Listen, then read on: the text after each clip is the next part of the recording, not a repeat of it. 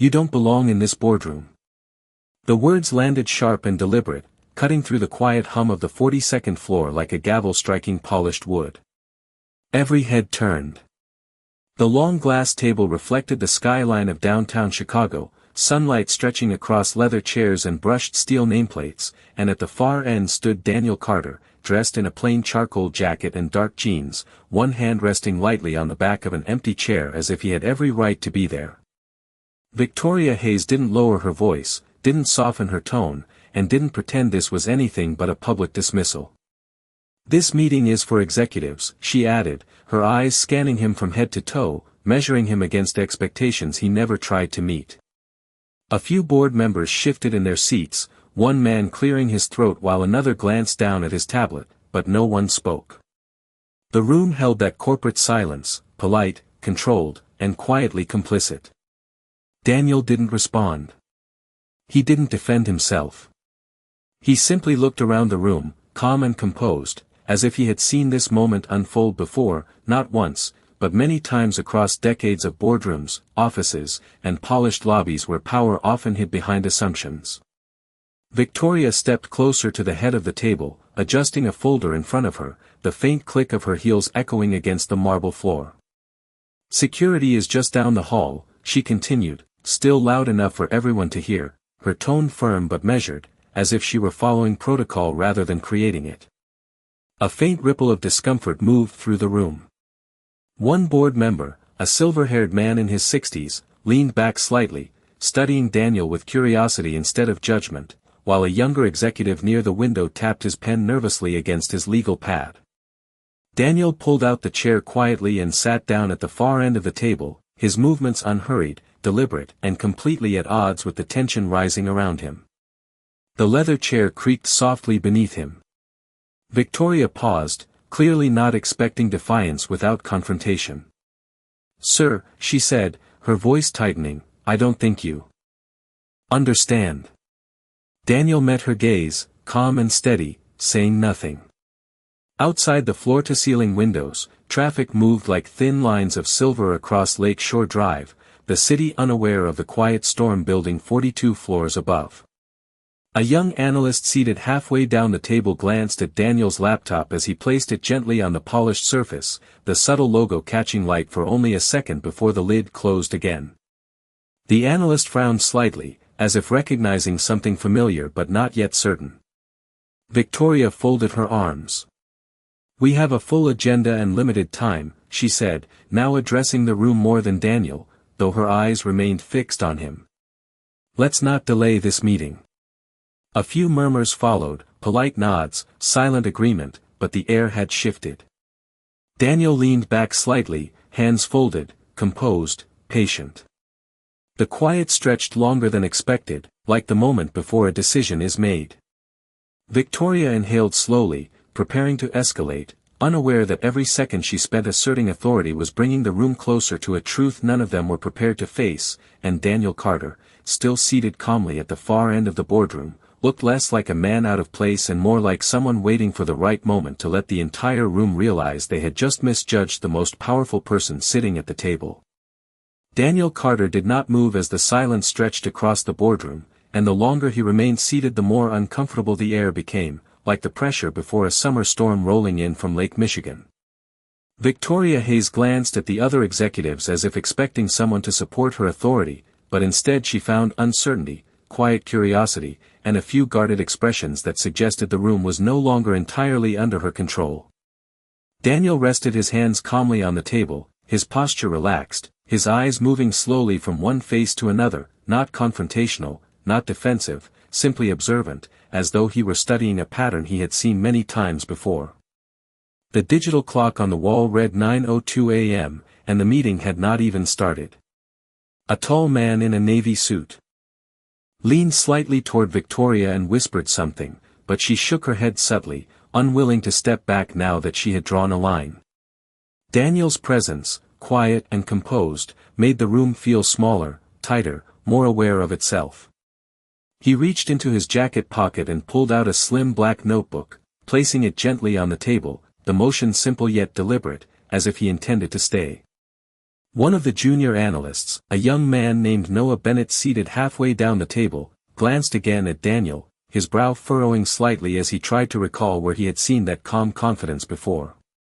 Daniel opened the notebook and wrote a single line, his pen moving slowly, unhurried, unaffected by the tension surrounding him.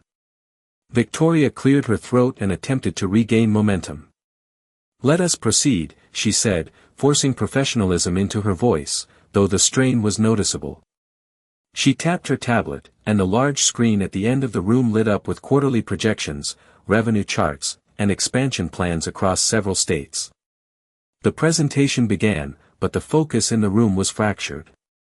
Several executives glanced at Daniel instead of the screen, their attention drifting between numbers and the quiet stranger who refused to leave.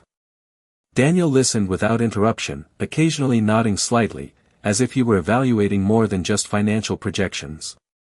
Noah shifted in his seat again, then leaned closer to his laptop, typing quickly, searching something, his eyes widening for a brief moment before he looked up again at Daniel, now more carefully, more deliberately.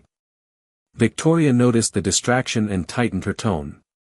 "As you can see, we are proposing a restructuring of executive leadership," she continued, her voice sharper now, her authority reasserting itself through procedure.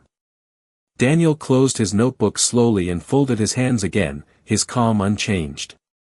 Outside, a helicopter moved across the skyline, casting a brief shadow across the glass walls, and the light shifted across the table, reflecting in the polished surface like a quiet signal that something was changing. Noah glanced down at his screen once more. Then back at Daniel, his uncertainty growing into recognition, though he remained silent, unsure whether to speak. Victoria advanced to the next slide, unaware that every second the meeting moved forward without removing Daniel Carter was tightening the invisible tension in the room, and Daniel, still seated calmly at the far end, looked less like an outsider and more like someone patiently waiting for the exact moment when silence would no longer protect the assumptions that had just been made about him. Victoria Hayes advanced to the next slide, but the rhythm of the meeting had already fractured, and the numbers on the screen felt distant compared to the quiet tension spreading across the table. Daniel Carter remained still, listening, his eyes occasionally drifting to the executive speaking as if he were measuring not only their words but their confidence, their tone, their assumptions. The room was climate controlled to 72 degrees, yet a subtle warmth seemed to settle over the table as discomfort grew. One executive cleared his throat and leaned forward. "Before we continue," he said cautiously, glancing toward Daniel, "should we confirm attendance?" Victoria's expression tightened. "Attendance is already confirmed," she replied quickly, tapping her tablet with more force than necessary. The executive nodded but did not look convinced. Daniel's presence had shifted the meeting from routine to uncertain. Noah Bennett stared at his screen again, his fingers hovering over the keyboard, his search results pulling up images, articles, and corporate filings, each one quietly confirming what he was beginning to suspect. He looked up at Daniel once more, now studying him carefully, noticing the calm posture, the quiet authority, the kind of confidence that did not ask permission. Meanwhile, another board member, a woman seated near the window, leaned toward Victoria and whispered, "Do we know who he is?" Victoria kept her eyes forward. "He is not on the board," she answered under her breath, though the certainty in her tone was beginning to thin. Daniel shifted slightly in his chair, the leather creaking softly, and placed his pen beside the notebook, his movements controlled and deliberate, as though time moved differently around him. The presentation continued, but the focus remained divided. A middle-aged executive began discussing projected expansion into Texas and Arizona, his voice steady, yet he kept glancing toward Daniel, as if waiting for an interruption that never came. Daniel nodded once, subtly, almost imperceptibly, as if acknowledging a point. Noah swallowed, then leaned slightly forward, his voice hesitant but clear. "Victoria," he said quietly, "I think we should verify something." Victoria turned toward him, her patience thinning. "We are in the middle of a meeting, Noah." Noah hesitated, then glanced again at Daniel. "I just want to confirm," he added, choosing his words carefully. The room fell quieter. Daniel looked toward Noah briefly, calm, unreadable. Victoria exhaled slowly. If you have something relevant, say it. Noah's fingers tightened slightly around his tablet. I believe I recognize him, he said, his voice measured, careful not to overstep. A faint ripple moved through the room. One executive leaned back, another shifted in his chair, and a third looked directly at Daniel for the first time with real attention. Victoria's expression hardened. From where? She asked. Noah hesitated again, uncertainty and recognition battling in his expression. Daniel remained silent, composed, watching the exchange without reaction. Outside, sunlight reflected off the glass towers across the street, casting moving patterns across the table, and the quiet hum of the building's ventilation system filled the silence. Victoria tapped her tablet again, attempting to regain control. We will address introductions later, she said firmly. But the shift had already happened. The room no longer saw Daniel as an interruption.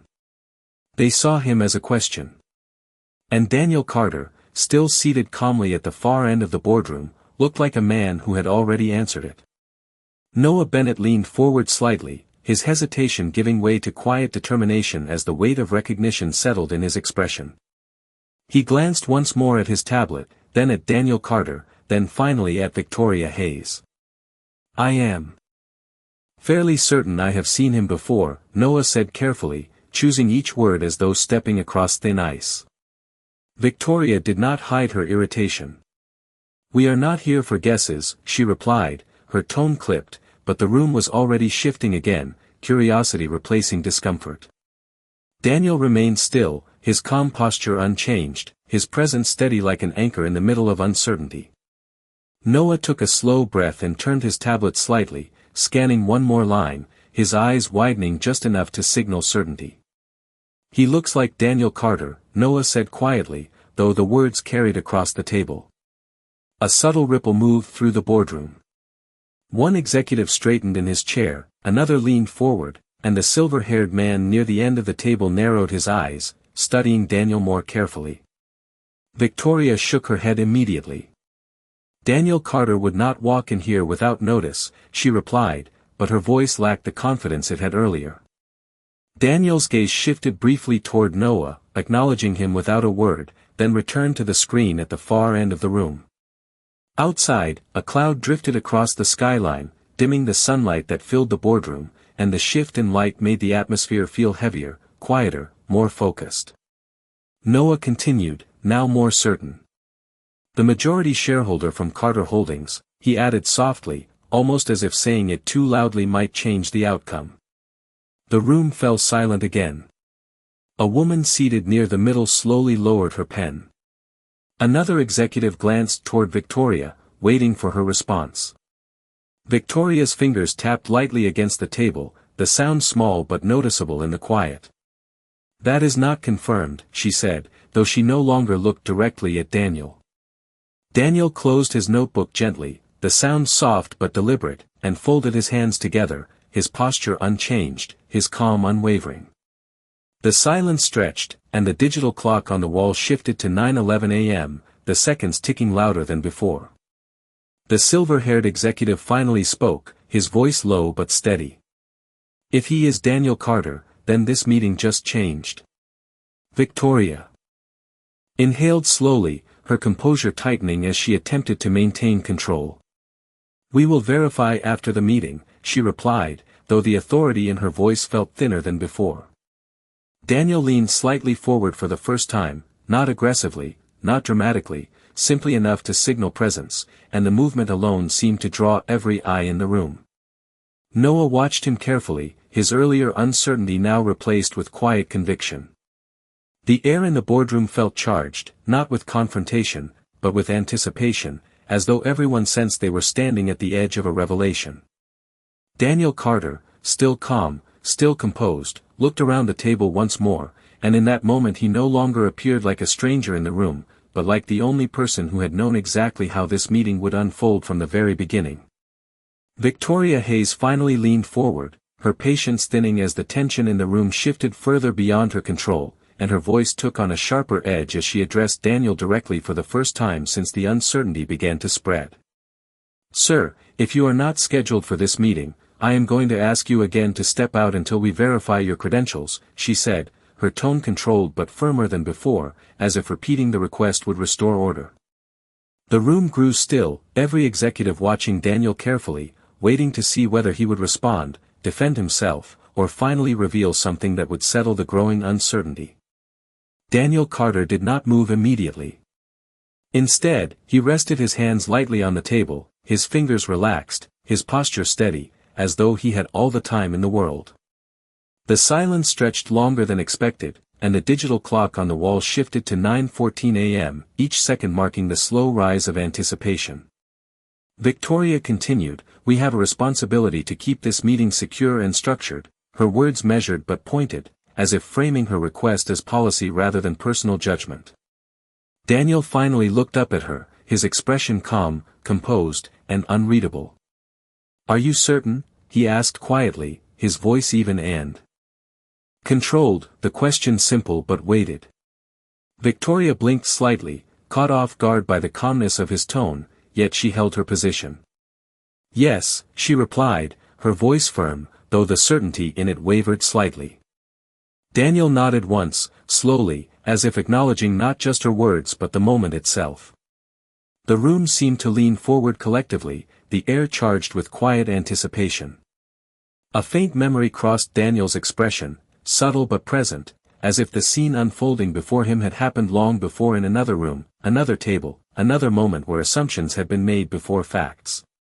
20 years earlier, Daniel had walked into a conference room in Dallas, freshly promoted, carrying a folder of proposals that would later transform an entire division, only to be asked by a senior manager if he was there to set up the projector. He had said nothing then, choosing to let the work speak later, and that decision had shaped the quiet discipline he carried now. The present returned, and Daniel's calm remained unbroken. Noah Bennett shifted slightly in his seat, his eyes moving between Victoria and Daniel, sensing the significance of the moment. A senior executive near the window finally spoke, his voice cautious. "Victoria, perhaps we should verify before asking him to leave." Victoria inhaled slowly, her control slipping as the room began to lean away from her authority. "We cannot pause every meeting for uncertainty," she replied, though her tone lacked the firmness it had earlier.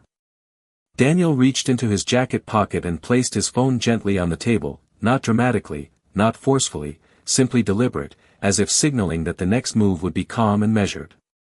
The movement alone drew every eye. Outside, sunlight returned as the cloud passed, casting bright reflections across the polished table. Daniel Carter remained seated, composed, and patient, as if he already knew that the next few seconds would change everything in the room. Daniel Carter's phone rested quietly on the polished table, its dark screen reflecting the ceiling lights above, and the simple presence of it seemed to pull the entire room into stillness. Victoria Hayes watched him carefully, her posture tightening as she sensed control slipping through her fingers. Daniel did not rush. He tapped the screen once, a soft sound barely audible, yet every executive seemed to notice. The movement was calm, measured, deliberate.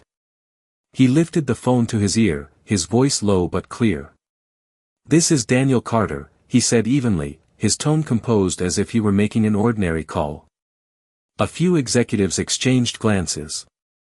Noah Bennett leaned forward slightly, his eyes widening. Daniel continued, "Please initiate executive protocol review for boardroom meeting 42. The words landed quietly, but the effect was immediate. Victoria's expression tightened.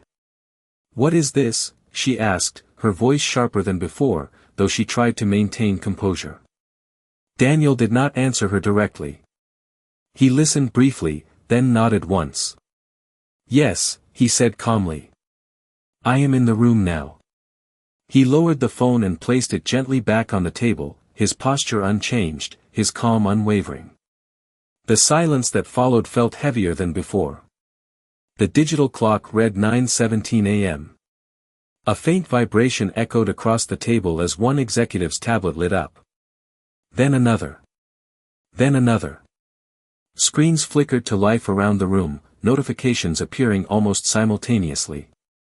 A senior executive near the window glanced down at his device, his eyebrows rising slightly as he read. The silver-haired board member adjusted his glasses, his expression shifting from curiosity to surprise. Victoria's tablet lit up next. She hesitated before looking, as though she already sensed what she might find. The room filled with the quiet sounds of screens activating, the soft tap of fingers, the subtle intake of breath from those reading the same message. Daniel remained still, watching calmly, his hands folded lightly in front of him. Noah read first, his eyes widening further as he scanned the notification. His voice was barely above a whisper. Executive protocol review initiated, he read aloud unintentionally. The words echoed across the room. Victoria finally looked down at her tablet, her expression tightening as she read the message displayed across the screen. A subtle shift moved through the room again, not confusion this time, but realization beginning to form. The senior executive near the window leaned back slowly. This was authorized at the highest level, he murmured quietly. Daniel Carter did not move, his calm presence now filling the room with quiet authority. Outside, sunlight brightened the skyline again, reflecting across the glass walls and polished table. Victoria looked up from her tablet, her composure carefully maintained, though the certainty she had earlier was gone. Daniel met her gaze calmly, saying nothing, allowing the room to absorb what had just begun. The air in the boardroom felt different now, no longer tense with uncertainty, but charged with the quiet understanding that the balance of power had just begun to shift, and Daniel Carter, still seated at the far end of the table, looked like the only person who had expected it all along. The quiet glow of tablet screens reflected across the boardroom table as executives continued reading the notification, and the shift in posture around the room became impossible to ignore. Victoria Hayes straightened slightly, her fingers tightening around the edge of her tablet, her composure still present but now carefully constructed. The silver-haired executive looked from his screen to Daniel Carter, then back again, his expression slowly changing from skepticism to understanding. Noah Bennett leaned forward, reading the message again as if confirming it had not changed. The words were clear, direct, and impossible to misinterpret. Executive Authority Review initiated under Majority Shareholder Directive. The room grew still. Daniel Carter finally moved, slowly lifting his gaze across the table, his calm presence now filling the silence with quiet authority. Victoria spoke first, her voice measured but thinner than before. Majority Shareholder Directive requires confirmation, she said, attempting to regain structure. Daniel met her gaze, composed, then spoke for the first time since the notification appeared. It already has, he said calmly. The words landed quietly but carried weight. A senior executive near the window glanced down at his device again, then nodded slightly, his expression serious. He is correct, he said softly. Victoria's eyes flickered briefly, and she looked down at her tablet again, scrolling once, her expression tightening as she reached the confirmation line. The digital clock shifted to 9:19 a.m., and the seconds seemed louder than before. Daniel leaned forward slightly, not aggressively, simply enough to signal presence. For clarity, he said, his voice calm and even, I am Daniel Carter. The room froze. No one spoke. Even the subtle movements of shifting chairs stopped. Noah exhaled quietly, the recognition he had sensed now fully realized. Daniel continued, his tone steady, composed, and unmistakably authoritative. Majority shareholder of Carter Holdings and acting executive authority for this board effective immediately. The words settled across the table like a quiet storm. The silver-haired executive nodded slowly. Another board member lowered her pen. Victoria's posture stiffened, her eyes fixed on Daniel, absorbing the shift unfolding in real time. Daniel did not raise his voice. He did not lean back or forward dramatically. He simply sat, calm and composed, allowing the room to absorb the reality. Outside, sunlight filled the boardroom again, reflecting across the polished surface of the table. One executive cleared his throat quietly. Another adjusted his glasses. The air in the room had changed completely. Daniel Carter, once treated as an outsider, now sat as the central authority in the room, and the realization moved silently across every face at the table as the balance of power settled firmly in place. The silence that followed Daniel Carter's words felt heavier than anything that had come before, and the boardroom no longer felt like a place of routine discussion but a room where authority had just been rewritten. Victoria Hayes remained still, her posture controlled, though the tension in her shoulders betrayed the shift she was processing. Around the table, executives exchanged brief glances, each one recalculating their position in light of the revelation. The silver-haired board member leaned back slowly, his expression thoughtful rather than surprised now, as if pieces that never quite fit had finally aligned. Daniel did not rush the moment. He allowed the silence to settle, his calm presence reinforcing the authority he had just claimed. Then he spoke again, his voice steady and even. "Before we continue, I would like to review the leadership restructuring proposal currently on the agenda." Victoria hesitated briefly, then nodded, though the movement was smaller than before. "Of course," she replied, her tone professional, carefully measured. Daniel glanced toward the screen displaying the projections, then back at the executives seated around the table. "This proposal recommends changes to executive leadership positions," he said calmly, his eyes moving across the room. Several executives shifted slightly, sensing where the conversation was heading.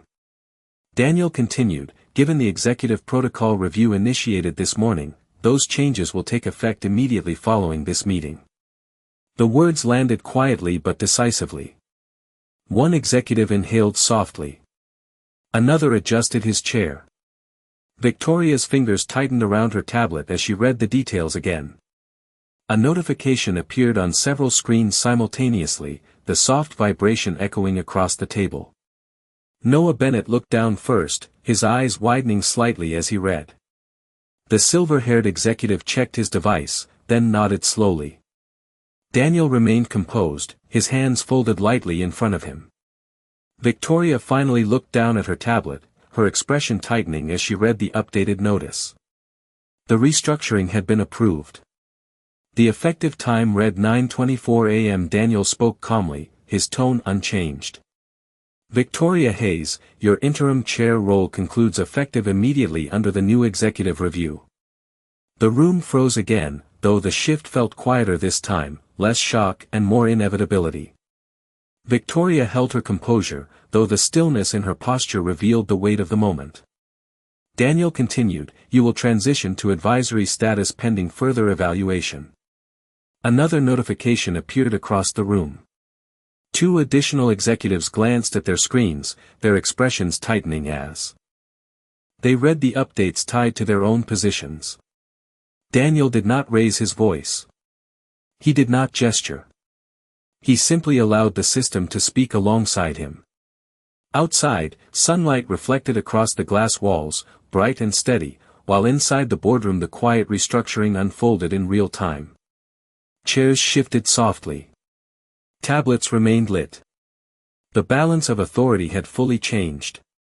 Daniel Carter, once questioned for his presence, now guided the direction of the room with calm precision, and every executive seated at the table understood that the meeting had transformed from a routine discussion into a moment that would redefine leadership moving forward. The room remained still as the restructuring notification settled across every screen, and the weight of the moment seemed to press gently against the glass walls of the 42nd floor. Victoria Hayes lowered her tablet slowly, her expression composed but reflective, as though she were recalibrating in real time. Around the table, executives sat quieter than before, their earlier confidence replaced by careful attention. Daniel Carter remained calm, his presence steady, his posture unchanged, as if nothing about the moment required urgency. He looked around the room slowly, meeting each gaze without confrontation, without triumph, simply acknowledgement. The digital clock on the wall shifted to 9:28 a.m., and the quiet hum of the building filled the silence. Daniel finally spoke again, his voice even and controlled. "Leadership is not measured by titles," he said calmly, his words moving through the room with quiet clarity. "It is measured by how we treat people when we believe they have none." No one interrupted. A few executives nodded slightly, absorbing the statement. Daniel continued, his tone steady. This morning began with assumptions. Assumptions about presence, about authority, about who belongs at this table. He paused briefly, allowing the words to settle. Outside, sunlight reflected across the skyline, bright and steady. But leadership requires more than credentials, he said quietly. It requires awareness, respect, and the discipline to listen before deciding. The silver-haired executive nodded slowly. Noah Bennett sat still, listening carefully, his earlier uncertainty replaced with quiet admiration. Victoria remained composed, her attention fixed on Daniel, absorbing every word. Daniel leaned back slightly, his posture relaxed, his authority now unquestioned. This board moves forward today, he continued, with a renewed focus on accountability and clarity. A faint shift moved across the room, not tension this time, but understanding. Daniel glanced briefly toward the screen displaying the restructuring updates, then back at the executives seated around the table. No voices raised, he said calmly. No disruptions. Just decisions guided by responsibility. The sunlight brightened across the polished table, reflecting softly against tablets and notebooks. Daniel Carter looked around the room one final time, his calm presence grounding the moment. I did not come here to prove power, he said quietly. I came here to set a standard. The room remained silent, not out of uncertainty, but respect. Chairs remained still. Screens dimmed.